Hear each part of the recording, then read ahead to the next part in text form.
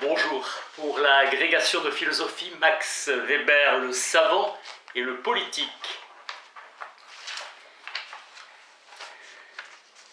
Une œuvre vraiment définitive et de bonne qualité est aujourd'hui toujours une œuvre de spécialiste. Que se tienne donc éloigné de la science celui qui ignore la capacité de se mettre une fois pour toutes en quelque sorte des œillères et de se laisser emporter par l'idée que le destin de son âme dépend de savoir si la conjecture qu'il fait à tel endroit de tel manuscrit est exacte. Jamais il n'éprouvera en lui ce que l'on peut nommer l'expérience vécue Leibniz de la science. Quiconque ignore cette ivresse étrange qui fait sourire tout observateur extérieur, cette passion, cette conviction que des millénaires devaient s'écouler avant que tu ne viennes à la vie, et d'autres millénaires attendent en silence de savoir si tu parviendras à faire cette conjecture, n'a pas la vocation de savant. Qu'il fasse quelque chose d'autre, car pour l'homme en tant qu'homme, rien de ce qu'il pourrait faire sans passion n'a de valeur. Mais c'est un fait que quelle que soit l'intensité de cette passion, aussi authentique et aussi profonde qu'elle puisse être, le résultat est loin encore de se laisser forcer. La passion, certes, est une condition préalable pour ce qui est décisif, l'inspiration. Il est vrai qu'aujourd'hui l'idée est très répandue parmi les cercles de la jeunesse que la science est devenue un problème d'arithmétique concocté dans des laboratoires ou des bureaux de statistiques en ayant recours seulement au froid entendement, comme dans une usine, et non avec toute son âme. Il faut remarquer à ce propos que la plupart du temps, l'on n'a pas la moindre notion claire de ce qui se passe dans une usine ou dans un laboratoire. Ici, comme là, l'homme doit avoir une idée, et l'idée juste pour produire quoi que ce soit de valable. Or, cette idée ne se laisse pas forcer et elle n'a rien à voir avec un froid calcul, quel qu'il soit. Certes, ce calcul aussi est une condition préalable dont on ne peut se passer. Tout sociologue, par exemple, ne doit pas se sentir déshonoré, même sur ses vieux jours, d'avoir en tête peut-être des mois durant des dizaines de milliers d'exemples numériques tout à fait triviaux. On ne cherche pas impunément à se décharger totalement de cette obligation en ayant recours à des auxiliaires mécaniques si l'on veut parvenir à en tirer quelque chose. Et ce en quoi l'on parvient finalement est souvent infime.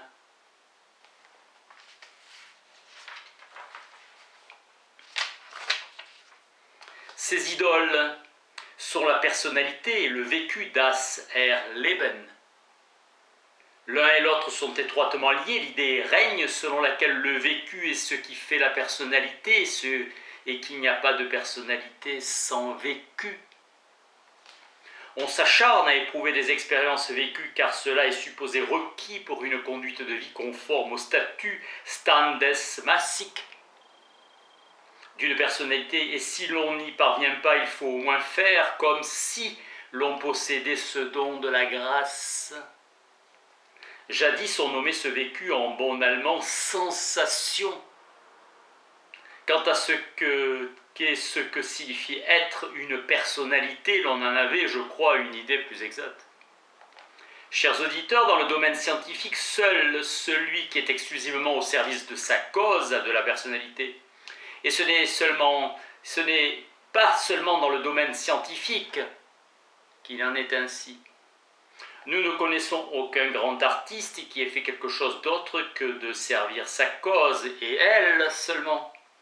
Même une personnalité du rang de Goethe, dans la mesure où son art est concerné, a dû payer le fait d'avoir pris la liberté de vouloir faire de sa vie une œuvre d'art. Même si l'on en doute, il faut en tout cas être justement un Goethe pour pouvoir se permettre cela. Et chacun accordera au moins que même quelqu'un comme lui, un homme comme il n'y en a que tous les 1000 ans, en eut à en payer le prix. Il n'en va pas autrement en politique, ce dont je ne parlerai pas aujourd'hui. Mais dans le domaine de la science, on ne peut certainement pas parler de personnalité à propos d'un individu qui, tel un impresario de la cause à laquelle il devrait se consacrer, se met en scène et voudrait se légitimer par le vécu. et qui se demande comment prouver que je suis autre chose qu'un simple spécialiste, comment faire pour dire quelque chose qui dans la forme ou quant au fond n'a jamais été dit par personne de la manière où je le dis. Cette attitude est aujourd'hui un phénomène massif qui donne partout une impression de mesquinerie et qui rabaisse celui qui s'interroge ainsi au lieu de se consacrer de tout son être à sa tâche et à elle seulement, et de s'élever ainsi au niveau de la cause qu'il prétend servir en s'y montrant digne. Il n'en va pas non plus autrement de l'artiste. Ces conditions préalables de notre travail que nous partageons avec l'art sont cependant soumises à un destin qui les distingue profondément du travail artistique. Le travail scientifique est emporté dans le déroulement du progrès. Dans le domaine de l'art, en revanche, il n'y a pas de progrès en ce sens. Il n'est pas vrai qu'une œuvre d'art provenant d'une époque qui a acquis de nouveaux moyens techniques ou découvert par exemple les lois de la perspective soit pour cette raison supérieure d'un point de vue purement artistique à une œuvre d'art totalement ignorante de ses moyens et de ses lois. Du moins, si cette œuvre est bien conçue du point de vue matériel et formel, c'est-à-dire si elle a choisi et donné forme à son objet comme il fallait le faire, selon les règles de l'art, sans recourir à ses conditions et à ses moyens. Une œuvre d'art véritablement accomplie n'est jamais dépassée, elle ne vieillira jamais. L'individu peut apprécier diversement l'importance qu'elle a pour lui personnellement, mais personne ne pourra jamais dire d'une œuvre qui est véritablement accomplie d'un point de vue artistique qu'elle est dépassée par une autre œuvre qui représente elle aussi une œuvre accomplie. En science, au contraire, chacun d'entre nous sait que le produit de son travail sera caduc dans 10, 20, 50 ans. C'est le destin, c'est même le sens du travail de la science, destin et sens auquel elle est soumise et assujettie, en un sens tout à fait spécifique par rapport à tous les autres éléments de la culture pour lesquels ce destin existe aussi par ailleurs. Tout accomplissement scientifique implique de nouvelles questions, il demande à être dépassé et à vieillir. Quiconque veut servir la science doit s'en accommoder. Des travaux scientifiques peuvent certes conserver une importance durable, soit qu'ils procurent du plaisir en raison de leur qualité artistique, ou qu'ils servent de moyen pour la formation au travail scientifique. Mais encore une fois, être dépassé d'un point de vue scientifique n'est pas seulement notre destin à tous, mais c'est aussi notre but à tous. Nous ne pouvons pas travailler sans espérer que d'autres iront plus loin que nous. En principe, ce progrès se poursuit à l'infini. Faisons-nous une idée claire tout d'abord de ce que signifie pratiquement en fait cette rationalisation par la science et par la technique guidée par la science. Cela signifie-t-il que chacun de nous aujourd'hui, par exemple, chacun de ceux qui sont assis dans cette salle a une meilleure connaissance des conditions de vie dans lesquelles il existe qu'un Indien ou un Otinto? On l'accordera difficilement quand l'un de nous voyage en tramway, il n'a pas la moindre idée, s'il n'est pas physicien professionnel, de la manière dont le tramway parvient à se mettre en marche. Il n'a pas besoin non plus de savoir quoi que ce soit à ce propos. Il lui suffit de pouvoir compter sur le fonctionnement du tramway. Il oriente son comportement en fonction de cette attente. Mais comment construit-on un tramway de telle sorte qu'il se meuve? Il n'en sait rien. Le sauvage en sait infiniment plus sur ses instruments. Quand nous dépensons de l'argent aujourd'hui, je parie que même s'il a des collègues spécialistes d'économie politique dans la salle, presque chacun proposera une réponse différente à la question « Qu'est-ce qui fait que l'argent peut acheter quelque chose tantôt plus, tantôt moins ?» Le sauvage sait comment il fait pour se procurer sa nourriture quotidienne et quelles institutions lui servent pour cela. L'intellectualisation et la rationalisation croissante ne signifient donc pas une connaissance générale toujours plus grande des conditions de vie dans lesquelles nous nous trouvons. Mais elle signifie quelque chose d'autre, le fait de savoir ou de croire que si on le voulait seulement, on pourrait à tout moment l'apprendre. Qu'il n'y a donc en principe aucune puissance mystérieuse et imprévisible qui entre en jeu, que l'on peut bien plutôt maîtriser toute chose, en principe, par le calcul. Mais cela signifie le désenchantement du monde. Nous n'avons plus, comme le faisait le sauvage, pour lequel de telles puissances existaient, à recourir à des moyens magiques pour maîtriser les esprits ou les solliciter. Bien plutôt des moyens techniques et le calcul sont disponibles à cet effet. C'est cela, avant tout, que signifie l'intellectualisation en tant que telle.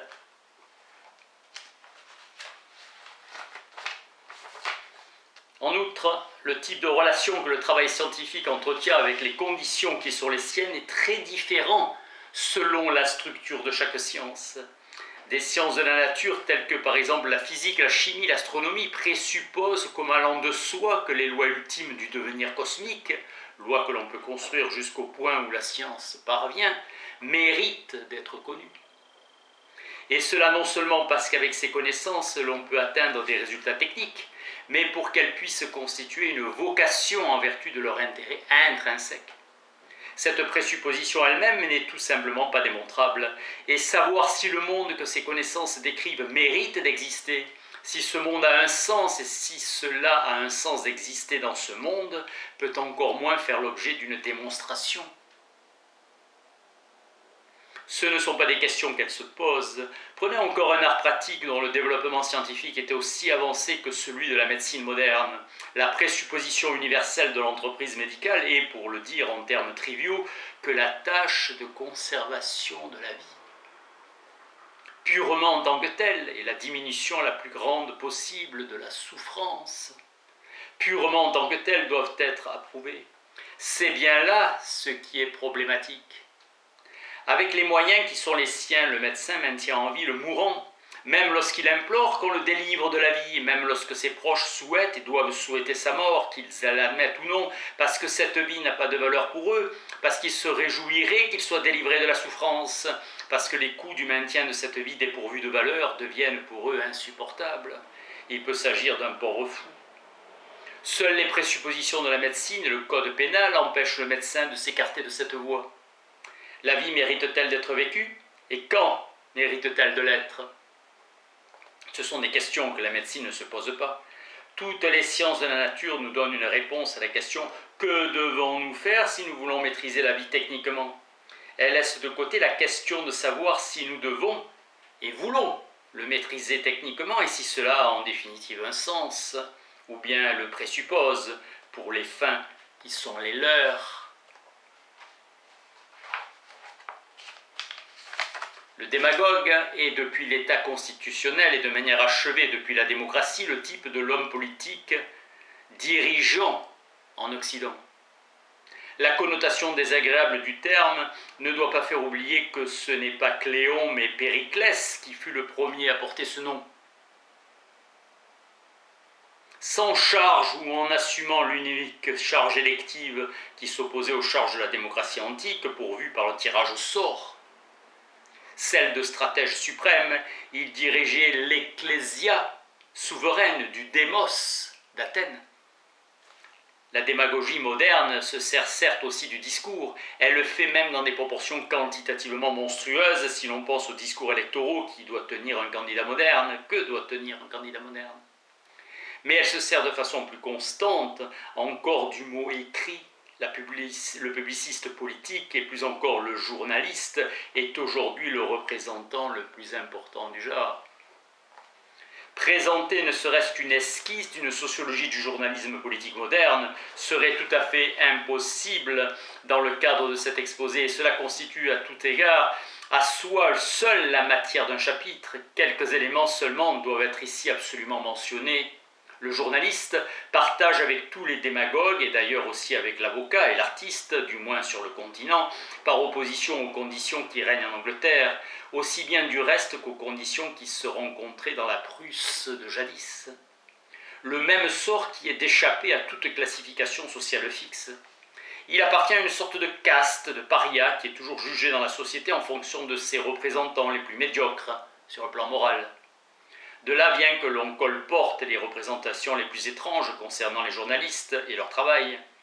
Peu de gens ont conscience qu'une production journalistique réellement bonne exige au moins autant d'esprit que n'importe quelle production savante, surtout du fait de la nécessité d'être produite sans délai, à la demande, et de devoir avoir une efficacité immédiate dans des conditions de création, il est totalement différente.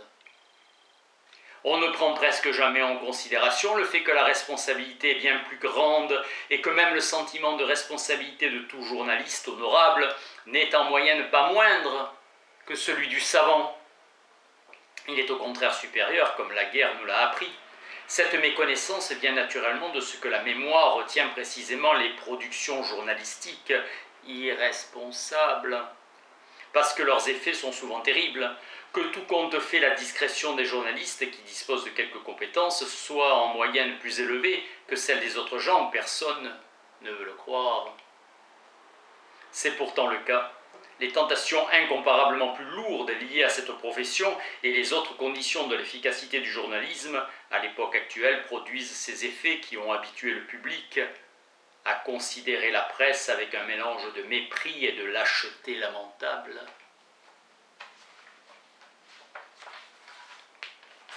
La vanité est un trait extrêmement répandu et personne peut-être n'en est totalement dépourvu. Dans les milieux académiques et les cercles des savants, c'est une sorte de maladie professionnelle. Mais précisément chez le savant, aussi antipathique que puisse être la manière dont elle se manifeste, elle est relativement inoffensive, en ce sens qu'en règle générale, elle ne perturbe pas l'activité scientifique. Il en va tout autrement chez l'homme politique. L'aspiration au pouvoir est pour lui un moyen inévitable avec lequel il travaille. L'instinct de pouvoir, comme on a l'habitude de s'exprimer, appartient par conséquent dans les faits à ses qualités normales. Mais le péché contre l'esprit de sa profession commence là où cette aspiration au pouvoir cesse d'être ordonnée à une cause, unsachlich, et où elle devient un motif de griserie personnelle au lieu de fonctionner exclusivement au service de la cause. Car il n'y en a en définitive que deux sortes de péchés mortels dans le domaine de la politique. L'absence de cause, Unsachlichkeit, et ce qui est souvent, mais pas toujours la même chose, l'absence de responsabilité.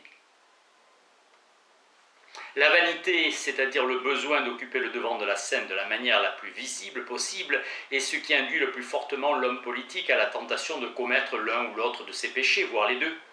C'est d'autant plus le cas quand le démagogue est contraint de compter avec l'efficacité. Pour cette raison précisément, il court toujours le danger de se transformer en histrion, ainsi que de prendre à la légère sa responsabilité pour les conséquences de son action, et de ne s'inquiéter que de l'impression qu'il fait.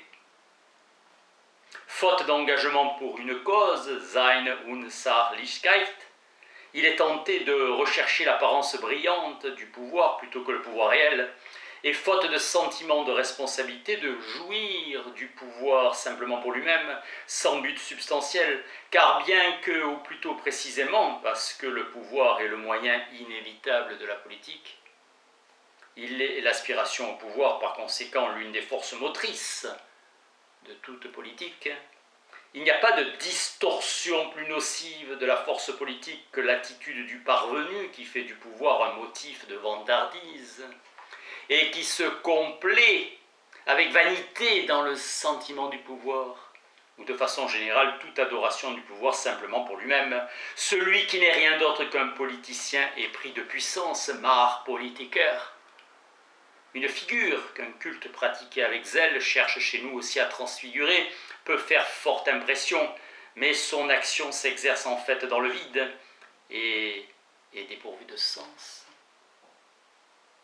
En cela, les critiques de la politique de la puissance, Machtpolitik, ont parfaitement raison. L'effondrement psychique brutal de représentants typiques de cette disposition d'esprit nous a donné l'occasion d'éprouver la faiblesse psychique et l'impuissance qui se cache derrière cette posture tape à l'œil, mais totalement vide.